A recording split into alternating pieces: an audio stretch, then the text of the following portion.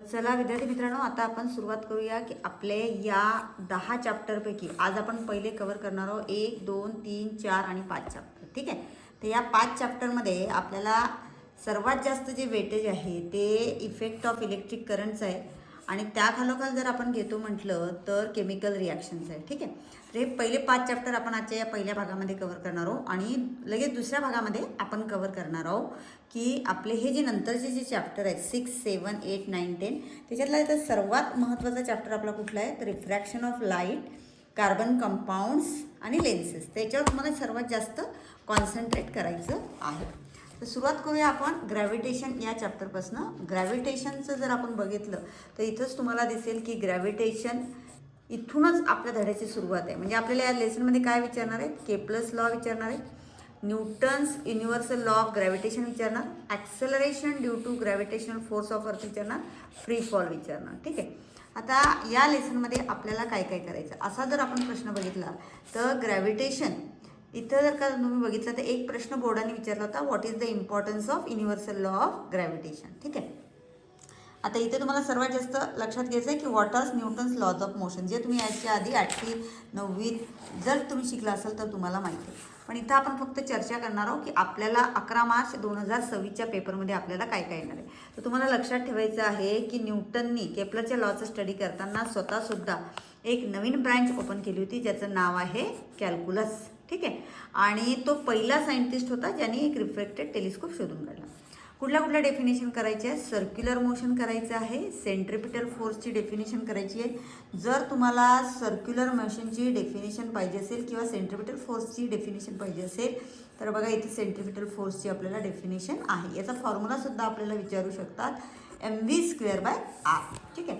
त्यानंतर जर आपण बघितलं तर आपल्याला केप्लर्सचे लॉज हे आपल्यासाठी खूप महत्त्वाचं आहे. केप्लर्सच्याच लॉला आपण म्हणतो प्लॅनेटरी मोशन. ठीक आहे.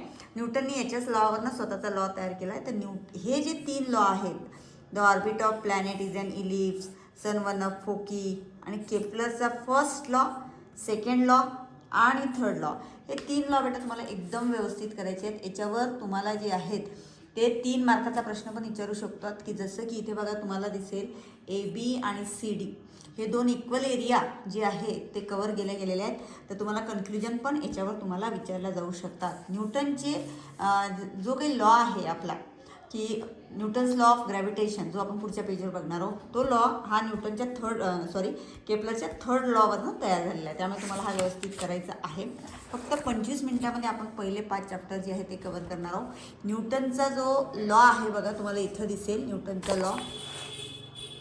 न्यूटनचा लॉ जर तुम्ही बघितला तर इथं आहे, according to this theory every object in the universe है ना विथ अ डेफिनेट फोर्स. हा न्यूटनचा लॉ आहे, हा डेफिनेट तुम्हाला करायचा आहे. पण न्यूटनचा लॉ लिहिल्यानंतर तिथे ग्रॅव्हिटेशनल फोर्सचा जो फॉर्म्युला आहे तो लिहायला अजिबात विसरू नका. सर्वात महत्त्वाचं यावेळेस आपल्याला फिलअपमध्ये येऊ शकतं की SI युनिट काय आहे आपलं ग्रॅव्हिटेशनल कॉन्स्टंटचं, ते न्यूटन मीटर स्क्वेअर kg² असतं. त्याच्यानंतर याची व्हॅल्यू तुम्हाला लक्षात ठेवायची आहे 6.673. जसं की मी याच्या आधीच्या व्हिडिओमध्ये म्हटलं होतं की ग्रॅव्हिटेशनल कॉन्स्टंट आणि स्मॉल g यांच्यामधलं डिस्टिंग्विश तुम्हाला विचारल्या जाऊ शकतं. ठीक आहे. त्यानंतर जर आपण बघितलं तर सेंट्रिपिटल फोर्सचा फॉर्म्युला मगाशी सांगितलं मी, mv²/r आपल्याला विचारला जाऊ शकतो.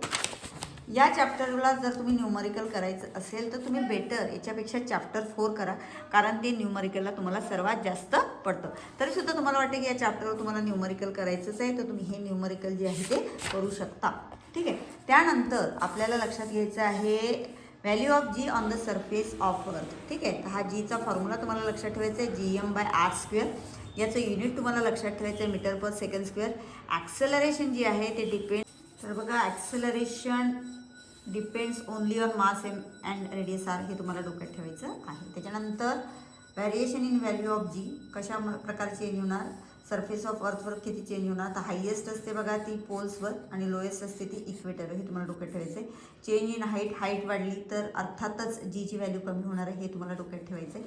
त्याच्यानंतर चेंज विथ डेप्थ आपण जसं खाली जाऊ अर्थच्या खाली तसं जी आहे ती म्हणजे जेवढी डेप्थ वाढेल तेवढी ग्रॅव्हिटी तुमची कमी होत जाणार. या इथे तुम्हाला लक्षात ठेवायचं आहे की मॅक्झिमम हाईट किती आहे मॅनमेड बलूनची. ठीक आहे. एकतरी प्रश्न अनएक्सपेक्टेड असतो आपल्याला. हाईट ऑफ कम्युनिकेशन सॅटेलाईट असताना जी किती असतो हे तुम्हाला डोक्यात ठेवायचं आहे. डिस्टिंग्विश बिटवीन मास आणि वेट तुम्हाला करावंच लागणार आहे. त्याच्यानंतर जर आपण बघितलं तर इथे आपल्याला एक लिगोचा लॉंग फॉर्म आलेला आहे, लिगो लेझर इंटरफेस ग्रॅव्हिटेशनल, हे तुम्हाला डोक्यात ठेवायचं आहे. त्याच्यानंतर याच्यामध्ये जर आपण बघितलं तर ग्रॅव्हिटेशनल पोटेन्शियल एनर्जीचा फॉर्म्युला एक डोक्यात ठेवायचा आहे. आता आपण एक्झरसाईजकडे जाऊया. एक्झरसाईजमध्ये म्हणाल तुम्ही तर एक गोष्ट लक्षात ठेवायची आहे की याच्यामध्ये मगाशीच मी सांगितलं ह्या सगळ्या डेफिनेशन पडू शकतात तुम्हाला, केपलरचे लॉ तुम्हाला पडू शकतात, पण सर्वात महत्त्वाचं माहिती आहे का तुम्हाला, डू यू नो हे सर्वात जास्त लक्षात द्यायचं आहे की वेटलेसनेस आपल्याला का वाटतं हे जे आहे तुम्ही वाचून जायचं आहे डेफिनेटली. ठीक आहे. एक्झरसाईजमध्ये आपण जर गेलो तर आपल्याला हा प्रश्न आणि त्याच्यानंतर क्वेश्चन नंबर 5A, B आणि C, this is one of the most expected, हे तुम्हाला सर्वात चांगल्या तऱ्हेने करायचं आहे. आणि याच्यामध्ये ॲन ऑब्जेक्ट थ्रोन. ठीक आहे. हे झालं आपलं पहिलं चॅप्टर. ठीक आहे. आता आपण जे आहे सेकंड चॅप्टरकडे जाऊया. Periodic classification of elements. याचं तुम्ही माझं जर वन शॉट बघितलं असेल तर त्याच्यामध्ये ऑलरेडी मी तुम्हाला सांगितलं याच्यात काय काय करायचं आहे. डोबेरायनरचं ट्राईड्स करायचं आणि ही जी खाली तुम्हाला एक्झाम्पल दिसत आहेत ही करायची आहे तुम्हाला. त्याच्यानंतर न्यूलँड्स लॉ ऑफ ऑक्टेव्ज आणि सर्वात महत्त्वाचं काय आहे की तुम्हाला हे लक्षात ठेवायचं, हायड्रोजन, फ्लोरीन, लिथियम, सोडियम, पण हे अप टू जे आहे ते CA पर्यंत सक्सेसफुल ठरलं. इथे जर तुम्ही बघितलं तर तुम्हाला न्यूलँडचे जे आहेत ते लिमिटेशन आपल्याला जे आहे ते इथे आपल्याला विचारल्या जाऊ शकतात. ठीक आहे. तर इथे बघा, Newlands octaves did not have provision to accommodate the newly discovered element. ठीक आहे. आणि सर्वात महत्त्वाचं त्याच्यावेळेस किती एलिमेंट्स माहीत होते, 56 एलिमेंट्स आपल्याला जे आहेत ते माहीत होते. तर बघा, तुम्हाला डोबेरायनरचं करायचं आहे, न्यूलँडचं करायचं आहे, मेंडेलिव्ह करायचं आहे आणि तुम्हाला मॉडर्नसुद्धा करायचं आहे. आता याच्यामध्ये आपल्याला 3 मार्काला कुठला प्रश्न विचारला जाऊ शकतो, मेरिट्स ऑफ मेंडेलिव्हज पिरियॉडिक टेबल. ठीक आहे. तर हे जे आहे तुम्हाला हे 3 नीट लक्षात ठेवायचे आहे, मेरिट्स ऑफ मेंडेलिव्हज पिरियॉडिक टेबल. याच्यामध्ये स्पेशली जर आपण बघितलं तर आपल्याला ही नावं जी आली आहे, स्कँडियम, गॅलियम, जर्मेनियम, इका बोरॉन, इथे बघा नीट, इका बोरॉन, इका ॲल्युमिनियम, इका सिलिकॉन, हे तुम्हाला match the pairs odd man आउटमध्ये सुद्धा विचारल्या जाऊ शकते. ठीक आहे. डिमेरिट तुम्ही नक्की करा, कारण यावर्षी आणि याच्या आधी पण बोर्डाने आपल्याला विचारलेलं आहे. त्याच्यानंतर मॉडर्न पिरियॉडिक लॉ खाली दिलेलाच आहे, हा पण तुम्हाला करायचा आहे. पण सर्वात एक्सपेक्टेड आपण कुठलं मानतो तर structure of modern periodic table तुम्हाला सर्वात जास्त चांगल्या प्रकारे करायचं आहे. हे तुम्हाला डोक्यात ठेवायचं आहे, structure of modern periodic table. ठीक आहे. त्याच्यानंतर इथे जी लाईन आहे ना, metalloid element lie along the line of this zigzag line, हे वाक्याकडे लक्ष असू द्या जेव्हा तुम्ही structure of modern periodic table लिहिणार. ठीक आहे.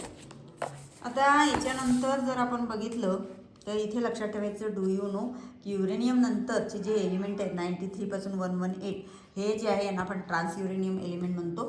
त्याच्यानंतर मॉडर्न पिरियॉडिक टेबलमध्ये तुम्हाला एक डिस्टिंग्विश विचारू शकतात, ग्रुप्स म्हणजे काय, पिरियड्स म्हणजे काय, त्याचं डिस्टिंग्विश तुम्हाला विचारल्या जाऊ शकतं. आता आपला जो क्वेश्चन नंबर 3 असतो त्याच्यामध्ये आपल्याला जे प्रश्न असतात ते या चॅप्टरचे सर्वात जास्त असतात. त्यामुळे तुम्हाला ही डायग्राम आणि याच्यावरचे 3 क्वेश्चन जे आहेत ते स्टडी करायचे आहे. या भागामध्ये आपण फक्त काय चर्चा करतोय की आपल्याला पुस्तकातनं काय केलं जाऊ शकतं. ठीक आहे. नंतर आपण क्वेश्चन आणि आन्सर पण डिस्कस करणार आहोत. त्यानंतर बघा, इथे जर तुम्ही बघितलं तर हा जो क्वेश्चन आहे हा यावर्षी तुम्हाला सर्वात जास्त एक्सपेक्टेड आहे आणि हे तुम्हाला जे आहेत हे त्याचे क्वेश्चन्स आहेत. त्याच्यानंतर इथे बघा, एलिमेंट आणि ॲटॉमिक रेडियस हे पण तुम्हाला व्यवस्थित करायचे आहे. आता या लेसनमध्ये जर आपण बघितलं तर आपल्याला डेफिनेशन विचारल्या जाऊ शकतात. जसं की मी आधीच म्हटलं की मॉडर्नची डेफिनेशन, त्याच्यानंतर मेंडेलीची डेफिनेशन, डोबेरायनर्स ट्राईड्स, न्यूलँड्स ऑक्टेव्ह. पण तुम्हाला लक्षात ठेवायचं आहे की ग्रुप जो आपला हॅलोजनचा ग्रुप आहे तो एक्सनी आपण रिप्रेझेंट करतो आणि याच्यामध्ये जर तुम्ही बघितलं तर ब्रोमिन हे एकमेव लिक्विड स्टेटमध्ये आहे. हे जे आहे चार्ट ह्या आपल्याला यावर्षी 3 मार्काला जाऊ शकतो. तर तुम्हाला लक्षात ठेवायचं आहे की बेटा ॲटॉमिक रेडियस आणि मेटॅलिक कॅरेक्टर जे आहे ते ग्रुपमध्ये जे आहे ते वाढत जाते आणि बाकी सगळे जे आहेत ते ग्रुपमध्ये डिक्रीज होत जातात. हे तुम्हाला याच्यावर लक्षात ठेवायचं आहे. 3 मार्काचा जो क्वेश्चन आहे तो आपल्याला या चॅप्टरवर विचारला जाऊ शकतो. आता जर का आपण विचार केला की एक्झरसाईजमध्ये आपल्याला काय विचारू शकतात तर रिकाम्या जागा जर तुम्ही बघितल्या तर ऑलमोस्ट सगळ्या रिकाम्या जागा आपल्याला पडलेल्या आहेत. ही पडलेली आहे, ही पडलेली आहे, ही यावर्षी एक्सपेक्टेड आहे. हा क्वेश्चन्स पण आपला झालेला आहे. ठीक आहे. आता याच्यामध्ये आपण म्हणाल तर क्वेश्चन नंबर 5 जो आहे त्याच्यामध्ये जर का तुम्ही बघितलं तर ॲटम्स हॅव्हिंग हे प्रश्न झालेला आहे, म्हणून तुम्हाला जास्त लक्ष ठेवायचं आहे noble gas with the smallest atomic radius and the most reactive non metal. याच्यामध्ये भरपूर सारे आपल्याला ऑप्शन आहे, पण तुम्हाला याच्यामध्ये मेन लक्षात ठेवायचं आहे की लार्जेस्ट ॲटम कुठला आहे, त्याच्यानंतर हायेस्ट मेटॅलिक कॅरेक्टर कोणाचं आहे, हायेस्ट नॉन मेटॅलिक कोणाचं आहे. यामध्ये मी तुम्हाला आधीच सांगितलं आहे मेंडेलीचं मॉडर्न पिरियॉडिक टेबल, पण आपल्याला जो आहे structure of modern periodic table, position of isotope यांच्यापैकी structure of modern periodic table जो आहे तो आपल्याला पडू शकतो. गिव रिझनमध्ये मगाशी सांगितल्याप्रमाणे ॲटमिक रेडियस जी आहे ती गोज ऑन डिक्रीजिंग होणार हा प्रश्न आणि हा प्रश्न सेम आहे, तुम्हाला थोडंफार स्टडी यांचा केला पाहिजे. त्याच्यानंतर आपल्याला हा पण क्वेश्चन यावर्षी अपेक्षित आहे. क्वेश्चन नंबर 8 तुम्हाला फुल स्टडी करायचा आहे. त्याच्यानंतर आपण जाऊया चॅप्टर नंबर 3 कडं, केमिकल रिॲक्शन्स अँड इक्वेशन. तर केमिकल रिॲक्शन्स म्हणजे काय, तर इथून तुम्हाला सुरुवात करायची आहे. त्याच्यामध्ये हे जे फिजिकल चेंज आहे, केमिकल चेंज आहे, हे ऑलरेडी बोर्डाने आपल्याला विचारलेले आहेत, त्यामुळे त्याच्याकडे लक्ष असू द्या. आता याच्यामध्ये आपल्याला असं आहे की आपल्याला एक 5 मार्काचा प्रश्न येऊ शकतो किंवा 3 मार्काचा प्रश्न येऊ शकतो. Write down the steps while writing a chemical reaction. तर याच्यामध्ये हे बघायचं आहे की 1 2 3 4 आणि इकडे कॅटलिस्ट आहे 5. याच्यामध्ये लिहिताना आपल्याला नियम आपल्या मनाने पण आपण लिहू शकतो की write down the reactant on the left hand side, write down the product on right hand side, आणि सर्वात महत्त्वाचं place the arrow in between them. आता याच्यामध्ये इथे जर तुम्ही बघितलं तर ही रिॲक्शन आपल्याला खूप वेळा विचारली आहे, त्यामुळे याच्यामध्ये तुम्हाला निकेल नावाचा कॅटलिस्ट वापरला जातो, हे लक्षात ठेवायचं आहे. 3 मार्काच्याच क्वेश्चनमध्ये जर आपल्याला ही डायग्राम दिली तर आपल्याला यांचं नाव माहीत असणं गरजेचं आहे. Silver nitrate, sodium chloride, silver chloride आणि सोडियम नायट्रेट. तर सिल्वर क्लोराईड जो असतो तो व्हाईट रंगाचा असतो, प्रेसिपिटी असतो, हे लक्षात ठेवायचं आहे. कुठला लॉ आपण याच्यावर वापरतो हे पण तुम्हाला डोक्यात ठेवायचं आहे. Law of conservation of mass हे तुम्हाला याच्यात डोक्यात ठेवायचं आहे. आणि हे लक्षात ठेवा, सिल्वर नायट्रेटच आपण वॉटर स्किनमध्ये वापरतो. तर हा जो चॅप्टर आहे हा स्पेशली केमिकल रिॲक्शन्सवर आहे. जर का तुम्हाला केमिकल रिॲक्शन आली आहे, 1 मार्काला आली तर तुम्ही डायरेक्ट बॅलन्स करून रिॲक्शन लिहा. 3 मार्काला आली तर सगळ्या रिॲक्शन ज्या आहेत त्या 3 स्टेपमध्ये बॅलन्स करून तुम्हाला दाखवायचे. टाईप्स ऑफ केमिकल रिॲक्शनमध्ये जर आपण घेतो म्हटलं तर आपल्याला लक्षात आलं पाहिजे कॉम्बिनेशन रिॲक्शन, त्यांची एक्झाम्पल तुम्हाला ओळखता आली पाहिजे. सिंगल लक्षात ठेवा, 2 किंवा 2पेक्षा जास्तपासून एकच प्रोडक्ट तयार झालं तर कॉम्बिनेशन रिॲक्शन असतो. आणि याच्याच उलटं जर आपण घेतलं तर डिकम्पोजिशन रिॲक्शन असतो. आता इथे जे तुम्हाला यूज युअर ब्रेन पॉवर दिसते, ही जी रिॲक्शन आहे, what is the number of reactants. तर बघा याच्यामध्ये 2 रिॲक्टंट आहे. What is the number of molecules of reactant taking part, number of molecules. तर तुम्हाला इथे 1 आणि इथे 1 असं लक्षात ठेवावं लागणार. How many product, single product. Heat is not a product, heat हे प्रोडक्ट नाही, सिंगल प्रोडक्ट तयार झालं, त्यामुळे ही केमिकल रिॲक्शन जी आहे ती कॉम्बिनेशन रिॲक्शनच आहे. आता इथे जर तुम्ही बघितलं तर ही रिॲक्शन पण आपल्याला विचारलं जाऊ शकते. याच्यामध्ये विचारतील ही रिॲक्शनचा टाईप कुठला आहे, डिकम्पोजिशन हा टाईप आहे, ही रिॲक्शन आहे आपली. हे तुम्हाला याच्यामध्ये काय करावं लागणार आहे, लक्षात ठेवावं लागणार आहे. नीट बघा, ही रिॲक्शन आपल्याला विचारल्या जाऊ शकते. यावर्षी मला वाटतं सर्वात जास्त आपल्याला डोक्यात घ्यायचं आहे की इलेक्ट्रॉलिसिस म्हणजे काय आणि इलेक्ट्रॉलिसिस ही डिकम्पोजिशन रिॲक्शन होऊ शकते का. तर बघा, decomposition takes place by means of electrical energy, this is called as electrolysis. ठीक आहे, ही रिॲक्शन लक्षात ठेवायची आहे.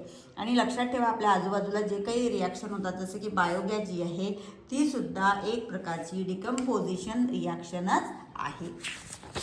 त्यानंतर तुम्हाला इथे सगळे जे टाईप आहे, डिस्प्लेसमेंट रिॲक्शन आणि ही जी रिॲक्शन आहे BaSO4, ठीक आहे, ही जी रिॲक्शन आहे ही तुम्हाला स्पेशली करायची आहे. ही 5 मार्कालाच पडणार आहे. ही रिॲक्शन 5 मार्काला पडणार आहे. डिस्टिंग्विश बिटवीन एक्झोथर्मिक आणि एंडोथर्मिक रिॲक्शन तुम्हाला येऊ शकते. ठीक आहे, त्यानंतर जर आपण बघितलं तर रेट ऑफ केमिकल रिॲक्शन हा कुठल्या कुठल्या फॅक्टर्सवर अवलंबून असतो, किंवा इथे ज्या रिॲक्शन दिल्या आहेत याच्यातली स्लो रिॲक्शन कुठली, फास्ट रिॲक्शन कुठली, हे पण तुम्हाला ओळखायचं आहे.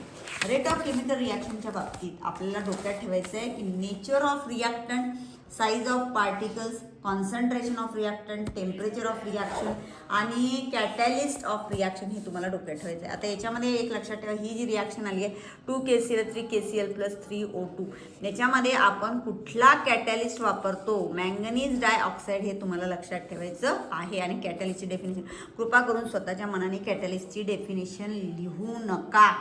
ठीक आहे. हायड्रोजन पेरॉक्साईडचंही पण करताना आपण मॅग्नेशियम डायऑक्साईडलाच वापरतो, हे डोक्यात असू द्या.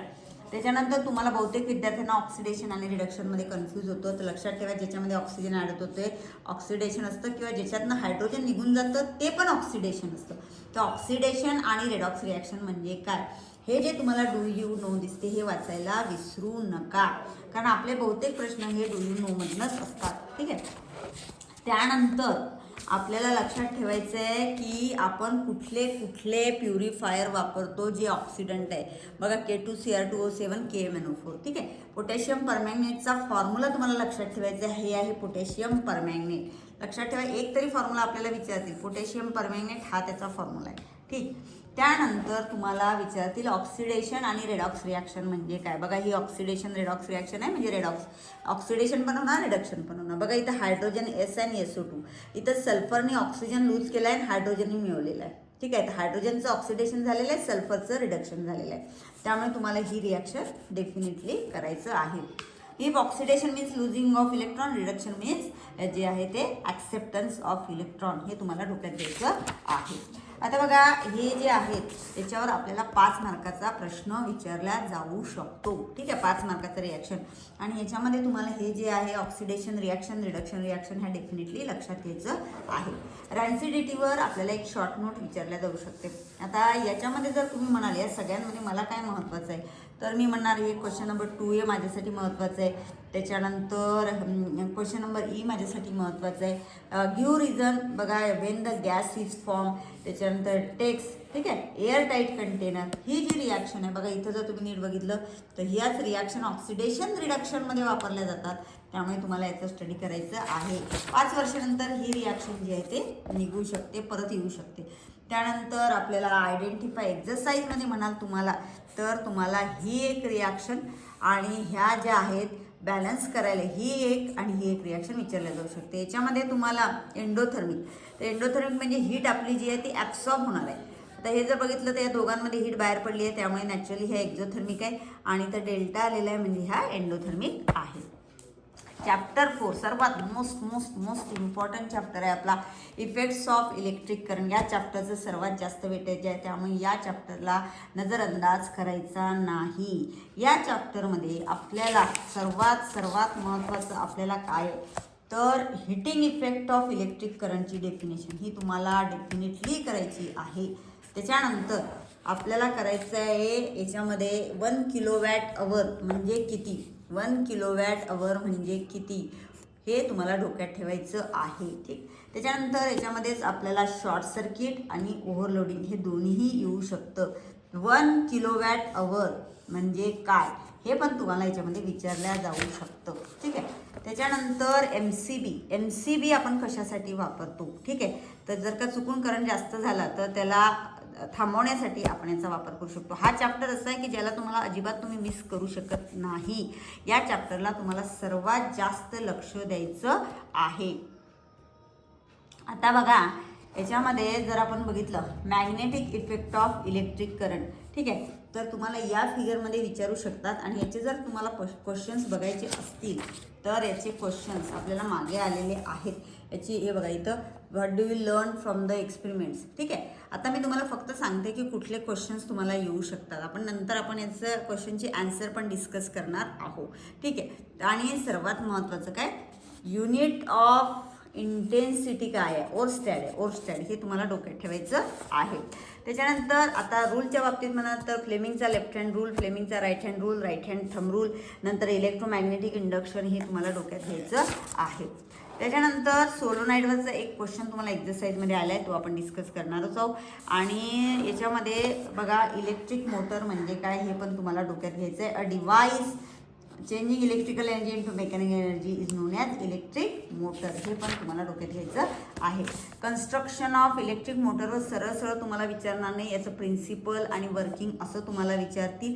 त्यामुळे तुम्हाला ते डोक्यात घ्यायचं आहे की प्रिन्सिपल कुठलं वापरणार आहोत आपण, वर्किंग कुठलं वापरणार आहोत. ठीक आहे. गॅल्व्हानोमीटरच्या बाबतीत विचारतील गॅल्व्हानोमीटर काय आहे, तर गॅल्व्हानोमीटर हे सेन्सिटिव्ह डिव्हाइस आहे जे सेम प्रिन्सिपल काम करते ज्याच्यावर इलेक्ट्रिक मोटर काम करते. विद्यार्थी मित्रांनो, आता आपण आपल्या शेवटच्या चॅप्टरवर आलो. हीटमध्ये आपल्याला काय काय करायचं, आपल्याला करायचं आहे लेटंट हीट.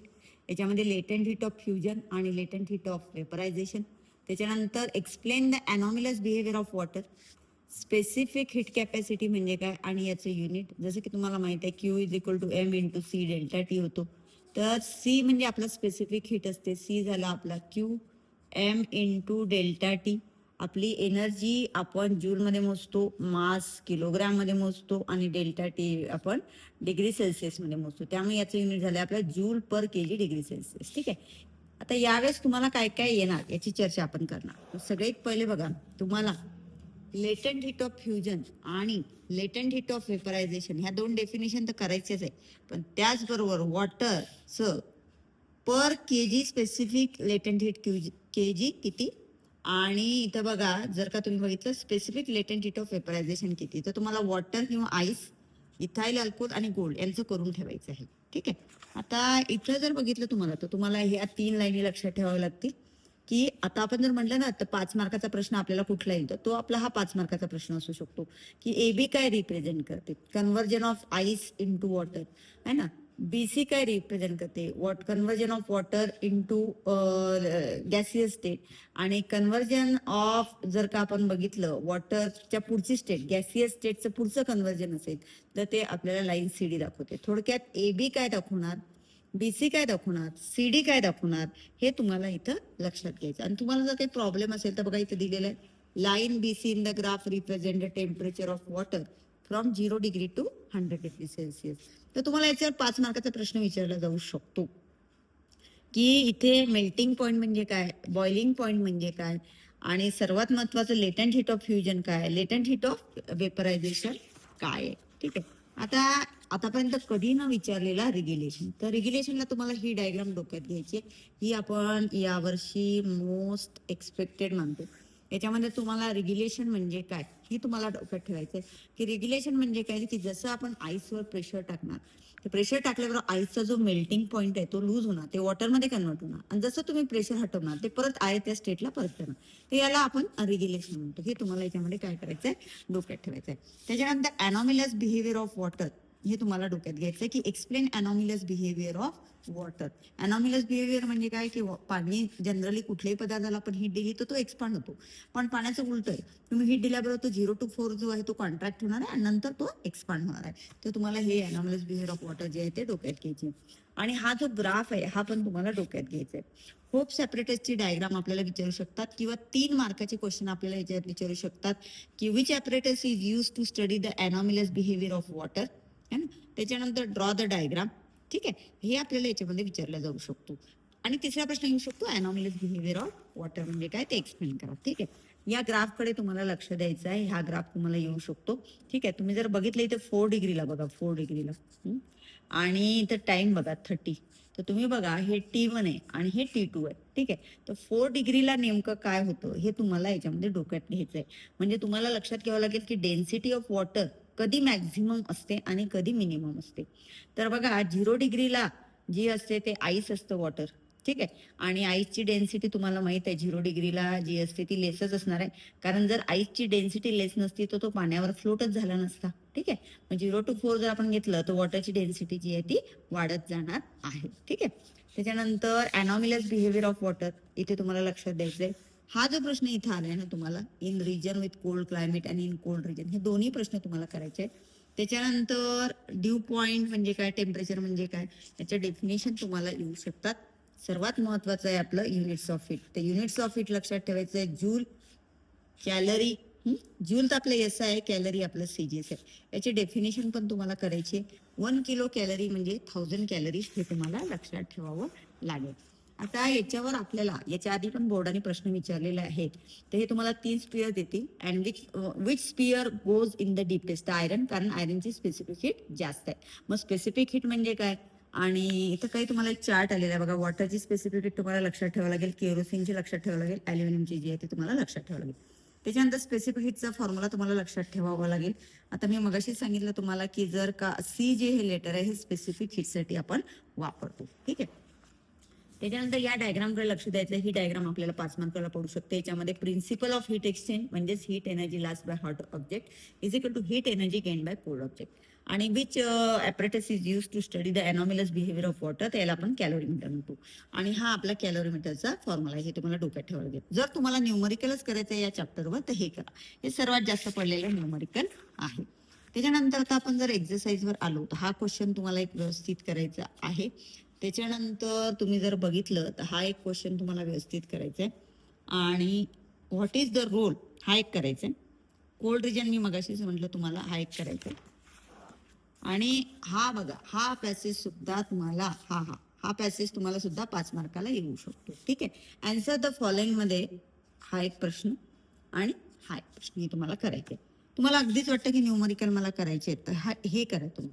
या चॅप्टरला न्यूमरिकल तुम्ही जास्त करू नका, कारण जास्त न्यूमरिकल हे चॅप्टर 4, 6 आणि 7 चे येतात. आता याच्या पुढच्या भागामध्ये आपण बघूया चॅप्टर नंबर 6 to 10. पुढच्या भागात चर्चा करूया चॅप्टर नंबर 6 to 10. तेव्हा नक्की सबस्क्राईब करा. धन्यवाद.